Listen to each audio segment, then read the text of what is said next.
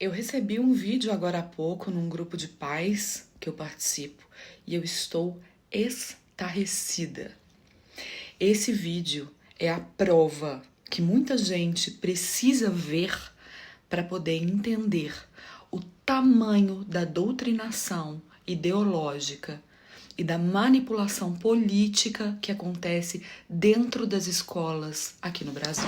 Vá fugir, que você vai voltar, ou preso ou pai. Vá fugir. Boa tarde, pessoal. Maravilha, hoje eu quero saber quem venceu para presidente que vocês votaram. Iago Robson votou 13, e mais um Lula. Luiz Inácio Lula da Silva. Larissa votou em 40. Bolsonaro, Bolsolixo. Laisa, Lula foi o 13. De novo, bora ver. Luiz Henrique votou no Lula. 13, outro ponto do nosso presidente Lula. Eduardo votou no 40. Bolsonaro. Vocês viram aí, né? Eu editei o vídeo um pouquinho, gente, mas é porque eram muitos votos sendo apurados ali e eu só queria mesmo que vocês vissem a diferença no tom de voz, na expressão da professora e a diferença de tratamento que a professora dava quando ela falava o nome de cada um dos dois candidatos. E a gente tem que prestar atenção também que nessa eleição só tinha 2 candidatos, mas nenhuma outra opção. Vá fugir, que você vai voltar, ou preso ou pai. Eu lembro quando eu era menina, nas escolas onde eu estudava, sempre que era época de eleição, a gente fazia uma eleição simulada. Mas era uma eleição simulada mesmo. Na minha época, cada criança recebia lá o seu títulozinho de eleitor, se dirigia ao mesário onde recebia a sua cédula. Gente, eu sou velha, na minha época não tinha urna eletrônica, né? E ali com a sua cédula se dirigia a uma cabine de votação, onde a escolha do candidato era feita de maneira anônima, né? Porque o voto no Brasil é sigiloso. E depois que todos os alunos votavam, a gente aguardava pela apuração, pela contagem dos votos. Aquilo era uma forma de nos ensinar um pouco como é que funciona o nosso sistema eleitoral, como é que as pessoas participam da democracia no Brasil. Isso que a gente viu nesse vídeo não tem absolutamente nada de educativo. Percebam bem, as crianças recebem a cédula e a professora fala: marca o X no que você vai votar, 13 ou 40, com o número de um dos candidatos já incorreto. Depois, na hora da apuração, ela é feita nominalmente, colocando para a turma inteira o que é que qual foi a escolha de cada aluno, né? Fazendo uma exposição do voto de cada aluno. E não bastasse essa quebra do sigilo, a professora ainda comemora cada voto do Lula como se fosse um 10 numa apuração de escola de samba, de desfile de escola de samba. E quando um aluno vota no 40, ela é muito clara. Um voto pro Bolsonaro, pro Bolsolixo. O que é um constrangimento imenso para a criança, porque ela tá vendo aquela figura de autoridade ali dentro da sala de aula dizendo que ela fez uma escolha errada, porque ela chamou o candidato no qual a criança votou de lixo. Pensa no constrangimento que isso significa para essa criança. A gente sabe que as crianças têm uma necessidade muito grande de se encaixar, elas precisam dessa sensação de pertencimento.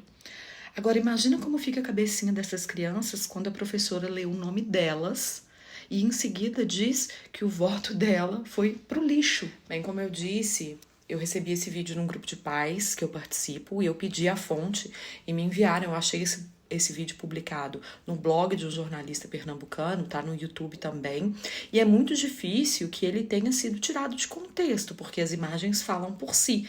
Então, antes que alguém fale, você tá fazendo fake news, não foi bem assim, bem, é muito difícil que ele tenha sido tirado de contexto. Mas, de toda forma, de acordo com esse jornalista chamado Magno Martins, esse fato se deu numa escola pública. A gente percebe ali as crianças de chinelo, uma sala de aula mais simples e tudo mais. Aí eu fico aqui me perguntando, será que os pais dessas crianças sabem o que se passa dentro da escola? E mais, será que os pais dessas crianças têm capacidade de argumentar contra o que está sendo ali passado por aquela autoridade na sala de aula? E como é que esses pais vão receber a notícia através dos seus filhos de que, de acordo com a professora, eles votaram no lixo?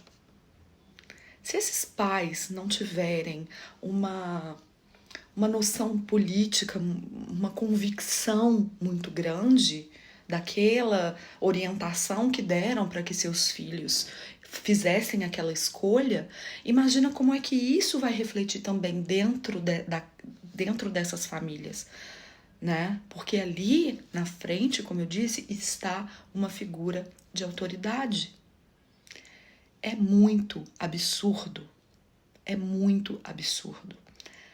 Em pleno 2022, a gente vê crianças sendo constrangidas, manipuladas e doutrinadas na escola dessa forma.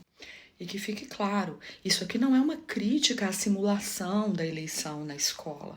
Isso aqui é uma crítica à forma como essa eleição foi conduzida e principalmente a forma como a apuração foi feita. Vocês imaginem, antes dessa câmera ali ser ligada, o que é que essa professora já não deve ter falado para essas crianças? Porque se no momento da votação ela fala bolsolixo, ela fala Luiz Inácio Lula da Silva com tanto orgulho, como se estivesse anunciando o nome de um herói. Esse trabalho de manipulação dessas crianças, de doutrinação, não começou ali. Você pode ter certeza que isso já vem sendo feito há muito tempo dentro dessa escola. E que isso também não deve ser uma exceção. É justo, é necessário que as crianças aprendam desde cedo a importância da política. Eu sempre falo aqui em casa, se você não gosta de política, você vai ser governada por quem gosta. E querendo ou não, os meus filhos participam de algumas discussões, nem que seja apenas como ouvintes. Dentro de casa, sim, os pais têm o dever de ensinar seus filhos sobre democracia. Esse assunto sendo levado na escola também é importante, mas de forma que ensine as crianças sobre a democracia e sobre a política e sobre como o nosso país é governado. Mas definitivamente não é desta forma que nós vamos ensinar algo às crianças. Essa é a resposta para quem ainda duvida que existe doutrinação nas escolas brasileiras. E eu te digo mais, se você mãe, se você pai, não faz dentro de casa esse trabalho de educação moral, política, sexual dos seus filhos, agora você já sabe onde esse trabalho vai ser feito e por quem.